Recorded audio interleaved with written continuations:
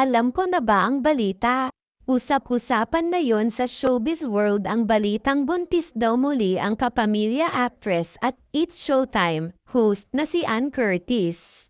Matapos mapansin ng ilang netizens ang tila baby bump sa isang video niya. Sa nasabing post, makikita si Ann na todo bigay sa pagsayaw sa kalsada ng New York City habang suot ang kanyang chic outfit para sa isang fashion show.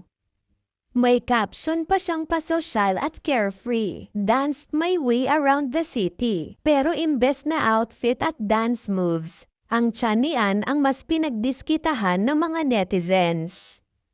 May isa pang netizen na diretsahang nagtanong sa comment section ng post, buntis ba si Ann? Hindi na nagpatumpik-tumpik pa ang aktres at sinagot ito ng diretsahan. At may fantastic humor pa, hindi.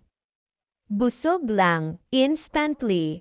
Nag-viral ang sagot ni Ann at umulan ng laugh reacts at papuri mula sa fans na aliw sa kanyang candid personality. Marami rin ang nagtanggol sa aktres laban sa mga body shamers na agad nag-assume.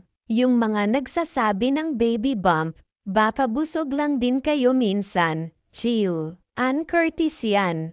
Kahit busog, goddess pa rin. Matapos ang napapatawang palitan, muling pinatunayan ni Ann na siya pa rin ang queen of witty comebacks, laging classy, pero may pangkontra sa marites na may halong charm. Busog man o hindi, isa lang ang sigurado, busog na busog si Ann Curtis sa confidence, grace, at good vibes.